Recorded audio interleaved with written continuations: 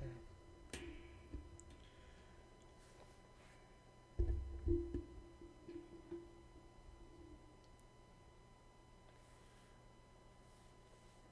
Alright, hello everyone, welcome to another stream. This one is going to be a little different. The fact that I have stayed up till 1 in the morning already for me, and I am doing this because I'm bored. But it has not been 24 hours yet, and I want to react to a game theory video. This video has not been out for 24 hours yet, so I want to react to it while it's fresh. So, and this is the game theory called FNAF Burn Them All Ultimate Timeline. So this is like the third video for the Ultimate Timeline that he's making, and I'm curious about this one, so I wanted to watch it on stream like I did with the others. So, if you guys do end up enjoying this reaction stream, make sure to hit that like button, make sure to subscribe, and we're just gonna hop right into this.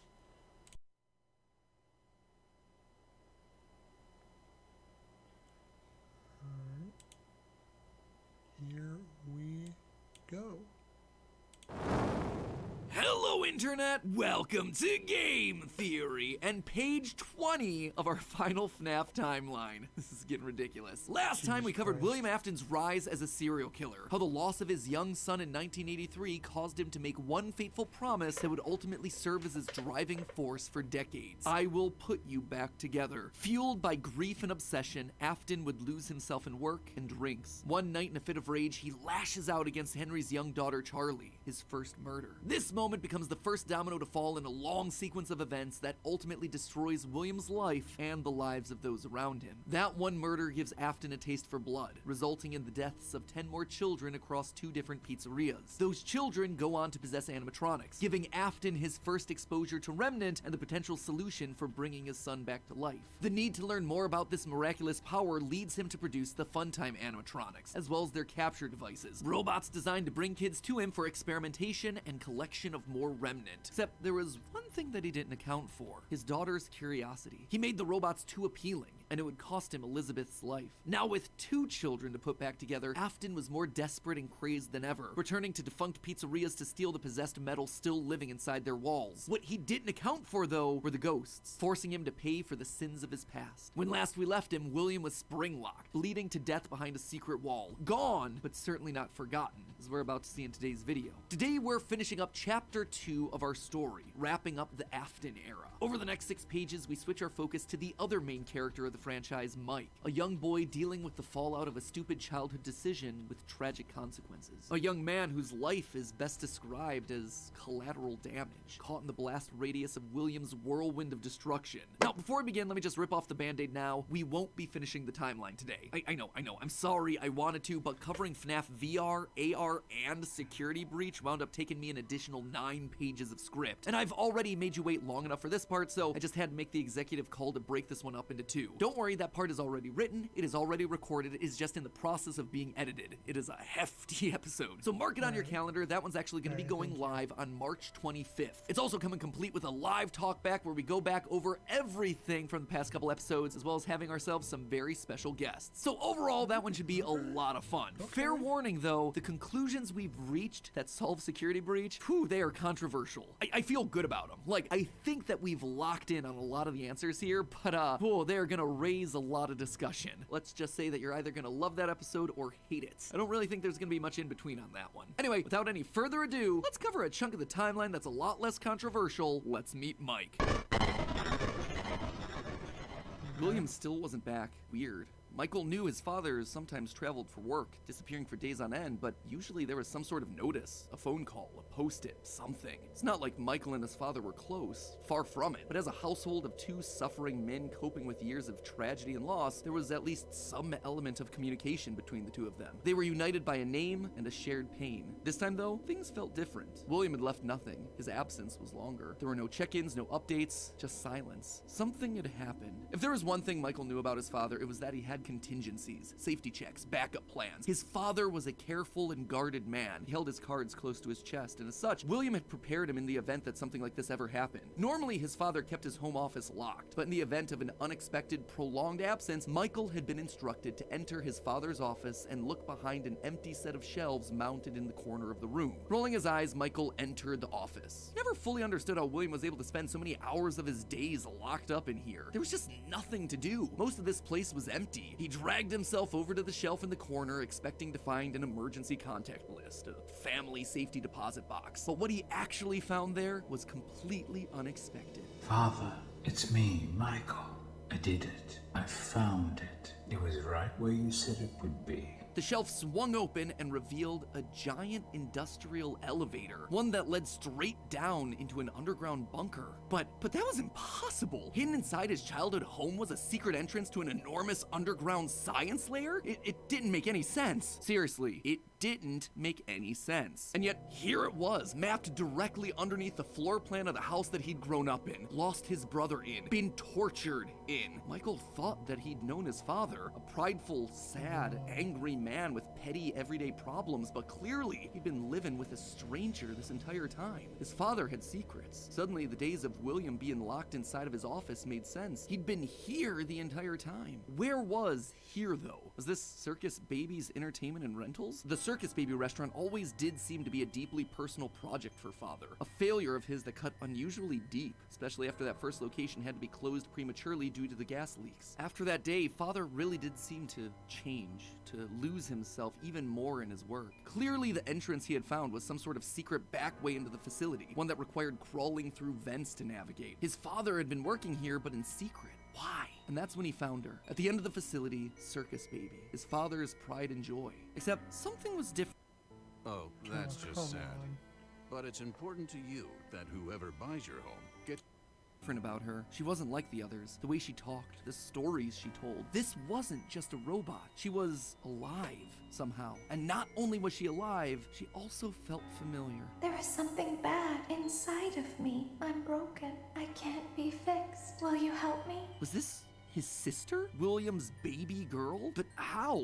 Why? What was this place? He dug around some old files and found blueprints outlining the features of these animatronics. Storage containers, voice mimicking, parental tracking. And was that a child in Freddy's stomach? Was his father collecting and experimenting on kids? Were all the rumors that he'd heard throughout his past actually true? That the animatronics came to life at night? That there were murders done in all the pizzerias? That his father had somehow been the prime suspect in all of it? Suddenly, Michael's mind flashed back to his persistent nightmares throughout his childhood. Had he been experimented on too? Tears stung in his eyes as anger, fear, and confusion filled his body. His father's secrets were pouring out. William wasn't just a lame, overworked father. He was a monster, toying with life itself. Suddenly, everything clicked. He frantically looked around the room, blinking human heads on poles staring back at him. Green eyes, his sister. Blue eyes, his brother. Closed eyes, his mom. All just staring, expectantly. These were meant to be human. William was working down here trying to make believable humans, literally rebuilding the family that they had both lost. The small little girl robots with their British accents roaming the hallways of this underground facility suddenly took on a whole new context. Hello in there.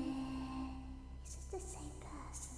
Were those meant to be his sister? A replacement for her? A clone? Was William building clones of his sister? They seemed to know him, after all, to react to his presence. They were all there. They didn't recognize me at first, but then they thought I was you. He always did have a bit of a resemblance to his father. Michael's mind reeled as the reality of his world crumbled to dust. No, he had to get them out of there. If this really was his sister, heck, if any of these things were human, souls, whatever remnant of the humans that they once were, they needed to be rescued. They always put us back inside. There's nowhere for us to hide here. Led by the voice of Circus Baby, he marched through the now empty halls of the Funtime Auditorium. He would lead them. He would protect them. And finally, he would be able to forgive himself for the killing of his brother so many years.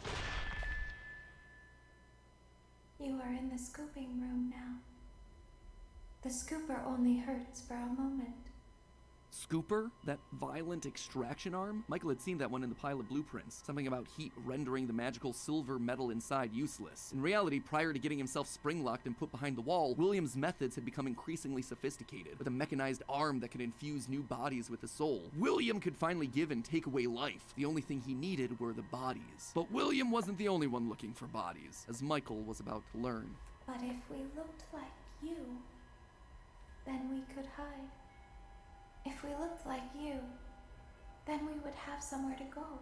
Michael was going to be the hero to help these animatronics, all right. He was going to help the haunted tubes and wires of these animatronics escape, just not in the way that he anticipated. His sister had lied to him, another game of pretend. The scooper plowed forward, digging its extraction arm into his body. As he heard his bones ripping through his flesh, Michael blacked out. But something is wrong with me. I should be dead, but I'm not.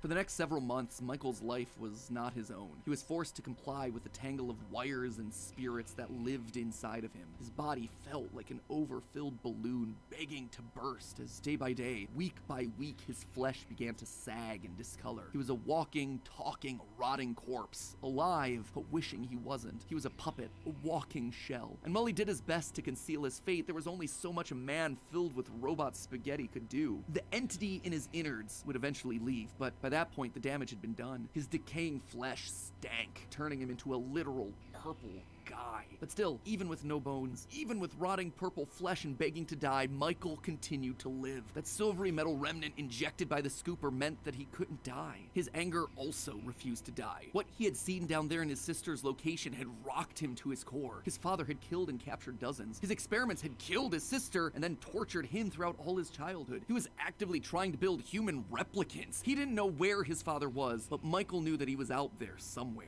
I've been living in shadows. There is only one thing left for me to do now. I'm going to come find you. Michael had to correct for the sins of his... Whoa. This is this goes hard into sister location, which is great because I watch a lot of sister location, and seeing that I'm just blown away of how accurate, like I'm in the videos, I've always been blown away of how accurate these videos have been on how much they make sense to the lore and with the evidence that he puts out. This is probably I feel like this is probably the closest anyone would ever get to, and if this is still wrong, this would be the closest that anyone's ever gotten to having a really like made sense, like good timeline of the Five Nights at Freddy's series that is actually a pretty interesting story. So, damn, to Michael, oh my god. His father. He had to make things right. Michael... Hey guys. Join me for my masturbate masterclass. What? would burn Fazbear Entertainment to the ground. I mean, what else could you do when your skin was permanently purple? Michael's strategy was simple. He would apply for night security guard positions at the old defunct pizzeria locations. That way, no one ever had to see him or smell him during his shift. And all these old, shuttered locations did need guards. Teenage vandals and squatters were always looking to get inside these abandoned buildings, and yet no one ever really wanted to work an overnight graveyard shift unless they were practically out of options. Enter Mike. One by one, he would take on the job of security guard, changing his name each time to ensure that no one was able to follow his paper trail. Once inside, he could tamper with the animatronics and figure out how they worked, writing about his experiences in his security logbook. While there, he would listen to the old tapes where upper management awkwardly welcomed new recruits to their summer jobs, even though he was working there nowhere near the summer months. He heard the gory details of his father's franchise from the outsiders looking in, confused and afraid about what was happening in the walls around them. Sometimes he would see his brother in the form of the Golden Freddy suit. It's me appearing on the walls around him. Except now, there was something else there. He was no longer alone. Another, angrier presence was also in the suit, as if two spirits were forced to share the same body. And Golden Freddy would attack him now. it was aggressive. Its vengeance wanted to lash out at anyone with the AFTON name, anyone who wore a security guard outfit. Over time, Mike worked his way through the old restaurants, the original pizzeria, the bigger, better Freddy Fazbear's. He spent weeks there looking for clues as to his father's whereabouts, and each time at the end of his week's shift, he would then set the location on fire. Remnant can't survive high temperatures after all. So burning away whatever spirit-laden animatronics that still existed inside seemed like a winning strategy. All this revisiting of his past, though, was causing the nightmares to begin again. Hallucinations that brought him back to his childhood. The guilt around killing his brother. His dreams were oddly mixed with the shrill phone calls of the security guards. But it would all be worth it in the end. The goal was to eventually stumble across the one location, the one job that would finally reunite him with his father. Little did Mike know that that day would come sooner than he expected. 2023, an advertisement came across Mike's TV. Fazbear Frights, a new horror attraction inspired by the awful crimes that occurred around Freddy Fazbear's Pizza so many years ago. It made Mike sick. People looking to make a quick buck off the tragedy of others, off his own family. This wasn't a joke or entertainment. Regardless, he had to be a part of it. If this team was combing through his family's history, they might stumble across something that could be useful. And if his father was truly still alive as he suspected, there would be no way that he wouldn't show up here. Maybe finally, this could be the final chapter in his family's marathon of tragedy. Mike applied for the job and was immediately handed the keys. Years of doing this had taught him that security guards rarely receive thorough security checks. They also liked how creepy Mike looked. They thought it was a costume, on theme for the job. What little they knew. Hey, glad you came back for another night. I promise it'll be a lot more interesting this time. For weeks, there was nothing. But just as Mike considered giving up, he received the call that he'd been waiting for years. You're not gonna believe this. We found one. A real one. Could this finally be him? Sure enough, there he was. William inside his iconic golden Bonnie Springlock suit, only now it was green and decaying with age. And there they were, a small family of broken men finally reunited. It's been a long time, Dad. Mike had always struggled with the phantoms of his past haunting him, but now all the animatronics he'd encountered over the past months hopping from pizzeria to pizzeria suddenly sprang to life, their burned faces haunting him as he tried to keep track of his father on the cameras. It would seem that William's mere presence had put the spirits on high alert. Ultimately, they were harmless, more annoying than anything else, but there was one that felt different from the others, one that was more than just a mere phantom, the security puppet. If he looked at the cameras at just the right moment, he could see it floating there through the halls. He could even see its reflection in the water pooled on the ground. It would seem like he wasn't the only one there on a mission. While he was dealing with Springtrap, Michael assumed that this one was likely dealing with the spirits of this place, finally setting them to rest. Hopefully this means a happier day for all of us, Mike thought to himself. And in that moment, he felt the air around him release, like pressure being let out of a bottle. The building sighed, as if 5 spirits had finally been allowed to move on. He had the sense that his brother was a part of them. He rigged the wiring inside the building to misfire, and the dry, desiccated walls erupted in flames. It is finished. Except it was not. Somehow, through sheer force of will, AFTON remained. He had survived, and Mike would need to find a new way of finishing off his father. Luckily, the solution would present itself later that year. Not from Mike, but from another victim that had been left in his father's wake. You're talking about becoming a Fazbear Entertainment franchisee. Restaurant ownership and management. Something almost anyone can do with a limited degree of success. You are now the face of the newly rebranded Freddy Fazbear's Pizza. Fazbear Entertainment as a brand had been closed for years. William had been stuck in a suit and a wall. The only person who legally could bring the franchise back was Henry, but he'd largely pulled out of the franchise around the time of his father's disappearance. Something was up. Surely this had to be some kind of a trick, right? Mike, doing what he did best, applied for a franchise and immediately got the job. There was just one thing out of the ordinary. Paragraph 4.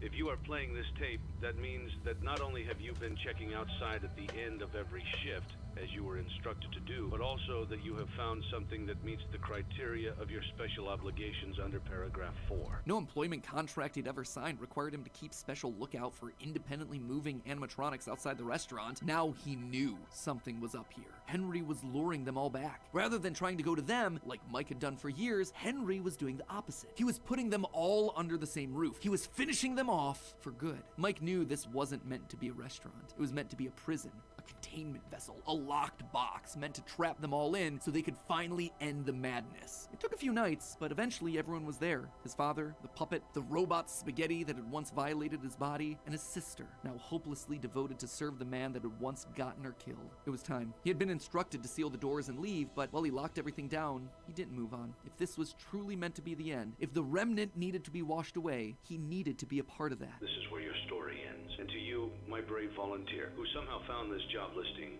not intended for you. Although there was a way out planned for you, I have a feeling that's not what you want. I have a feeling that you are right where you want to be. And to you monsters trapped in the corridors, be still and give up your spirits. Do 2 W2s make a W4? Hi, I'm April. I know tax season can be... They don't belong to you. For most of you, I believe there is peace and perhaps more waiting for you after the smoke clears. Although for one of you, the darkest pit of hell has opened to swallow you whole.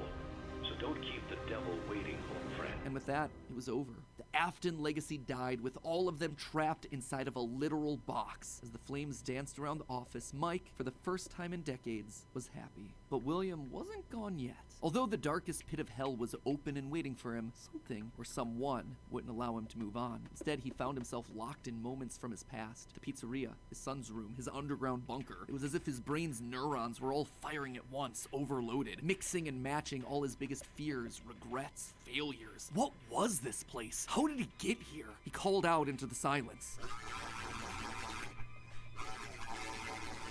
Then they started coming. Without warning, animatronics, both new and old, began to jump out at him, bite him, rip him limb from limb. The pain was immeasurable. Make it stop. Make it stop. William, for the first time, longed for death, an end to this torture. Just as it felt like he couldn't take it anymore, everything was quiet again. It was as if the world had been reset. There was a brief moment of quiet, and then the onslaught began again. Dozens of faces from his past all focused on him. A waking nightmare that he couldn't escape from. More pain, more ripping. It was his own personal hell, but why? Why couldn't he just die? And then he saw them, a group of characters he never thought he'd see again. Those janky, stolen characters that had started everything. The mediocre melodies. It had all started to go wrong once they showed up, once Henry had made them. But mixed in with their obnoxious southern drawls, William heard something else. It was barely a whisper, but he could just make out the words. He tried to release you.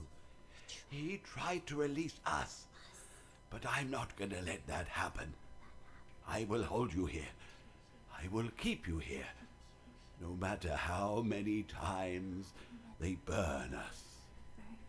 That voice. He knew that voice, but from where? Greetings from the fire, and from the one you should not have killed. The one he shouldn't have killed. William thought back. He'd done a lot of awful things, but there was always the one that stood out. Not Charlie, his drunken act of revenge. Not Susie, his first true murder, no. Instead, it was the one that he had lost control with. The one that he had broken beyond repair for no good reason other than because he could. The one that he'd stuffed inside the golden bear that his partner used to wear. Cassidy. They were back, and now they were trying to punish him, to make him suffer like he'd made them suffer. It was almost like William and Cassidy's souls had been locked together, fused by a collective rage and spite, each refusing to move on. But while Cassidy was so focused on taking revenge, they actually did the one thing that would be the downfall for so many others. They kept William alive. Even though fire should have destroyed the remnant that was coursing through his being, Cassidy kept William breathing, paving the way for his escape. William's will was so strong, his soul so powerful that he managed to put a part of himself inside the circuitry that housed the spring-locked suit. And there, his consciousness lay, inside a single circuit board,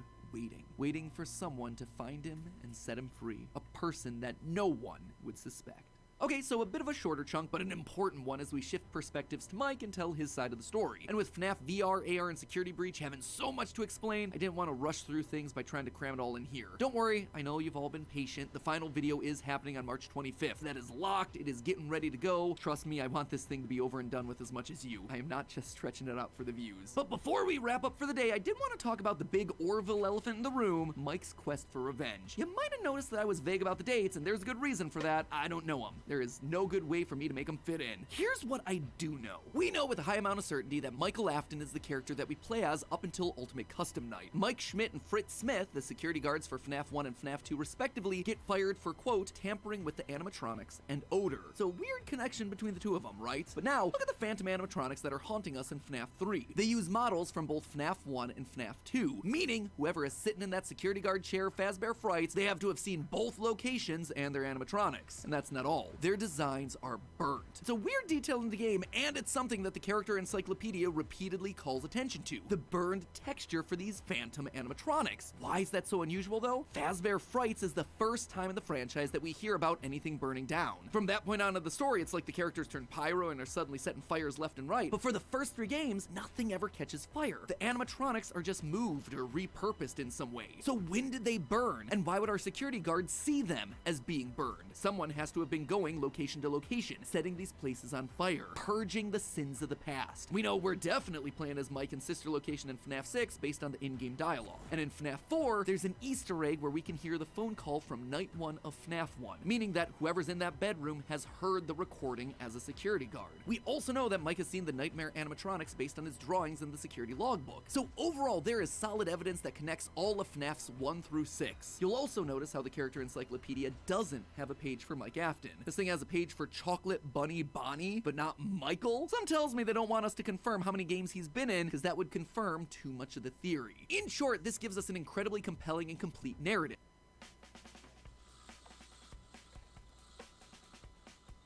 Tinker's item edit. Mike as our protagonist and William, his father, as our antagonist. Mike accidentally kills his brother in Fredbear's mouth, which begins our story and sets William down his pathway of destruction. Mike is then haunted by the guilt of his past and is looking to make things right across the rest of the games. In Sister Location, he learns what his father's been up to and realizes what he has to do to correct it. After failing to finish the job in FNAF 3, he ultimately helps Henry end it all in FNAF 6. It is great. It is a clean narrative. There is just one problem: timing. Mike's quest can't really start until he's been down to Sister Location, seen baby, and gotten himself scooped. That's when he finds out about Afton's secret life. It's also when he's gonna start to smell, because, you know, he's a walking, talking, rotting corpse. And we know that he's not going down into the bunker until the Funtime animatronics have been made, Freddy's has been closed, and Afton is out of the picture. That all should be happening post-1993, after William is sealed behind a wall. But that then presents us with a few problems. Afton has already dismantled the original animatronics as we see in the FNAF 3 minigames. How are those things getting burned if they're already deconstructed? But more importantly, we see FNAF 2 paychecks with the date 1987. That is way earlier than I think it can be. To be fair, Fritz Smith's pink slip on night 7 doesn't have a date, but it's a bit weird to say that the first few nights are in 1987 and then employee number 3 is hired on years after the restaurant closes. Anyway, just wanted to call that out because I don't have a solid answer for it, and I'd love to see your comments down below. And with that, my friends, this chapter comes to a close. We'll see you on March 25th for the grand finale as we cover the final 3 games in the franchise and the controversial answers we think solves what those games were trying to tell us. Until then, my Faz heads, remember, even though Afton kinda succeeded in being brought back to life, gotta admit, he's still looking a little bit on the dry, dehydrated side. I suppose 3 fires and being dead for a decade will tend to do that to ya. Fortunately, thanks to today's sponsor, Air Up, I think we can help him out with the hydration thing, not the whole burning alive thing. You guys know that I hate drinking plain water. It's just boring. And that then led me to my current crippling Diet Coke addiction. However, Air Up has found a way to harness the power of science to get me to drink more water, which not only do I love in principle, but I can truly say has changed my drinking habits forever. They use these special scent pods that fit directly onto the top of the bottle, and almost as if by magic, it makes the water tastes like basically anything you want. How? If you guys have ever watched Food Theory, you've probably heard me say that smell is more important than taste, and that's exactly what Air Up's taken advantage of here. These pods are full of flavorful smells like watermelon, peach, wild berry. That one's my personal favorite. And by having the pods in front of your nose as you're drinking, it makes your brain think that that's what you're tasting. But in fact, you're just drinking good old H2O. No additives, no preservatives, no sugars, no syrups, no aspartame, no nothing. I love my Air Up. But naturally, when I tell other people about it, they're skeptical, right? It's a weird concept. So I got members of Team Theorist to try it for themselves, and they were also blown away by the results. Lee, Amy, and Tom, 3 of our creative directors, they walk around with their Air Up bottles constantly. Lee loves his so much that he even bought one for his brother's wedding present. Tom said that the orange vanilla swirl flavor reminded him of ice cream creams that he used to eat as a kid, which sounds way more exciting than just plain old water. And the great thing is, if you aren't like me and you just want some good old-fashioned water every once in a while, you can just drop the flavor pod down away from your nose, and suddenly you're back to drinking out of a regular water bottle. The team and I love Aero. Seriously, there are just so many of these bottles around the office now. And I wouldn't keep saying yes to their sponsorships if I didn't genuinely believe in the quality of the product. So head on down to the description and click the link to purchase your bottle right now. Plus, if you purchase any starter set and use the code FREEFAVE5, you'll receive one free Favorite 5 variety pack. That's gonna get you 5 one-pod packs of orange vanilla, raspberry lemon, peach, watermelon, and again, my personal favorite, wild berry. That way you get a good sample of a lot of different flavors, and you can find the one that's perfect for your tasting enjoyment. Sadly, there's no burning metal or remnant flavors for Afton to enjoy, but I'm sure the others will do the trick. Strikes me as a raspberry lemon kind of guy. So once again, head on down to the description, get yourself a starter pack, and remember to use the code FREEFAVE. Alright, that was a really good video.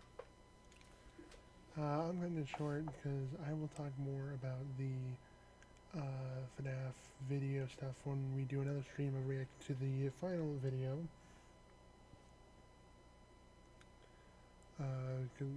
So March 25th, I'm going to have to write that down because I'm going to react to that shit.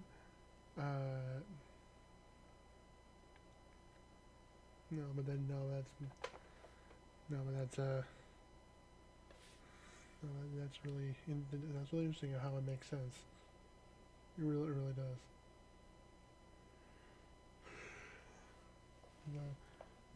Anyways, hope you.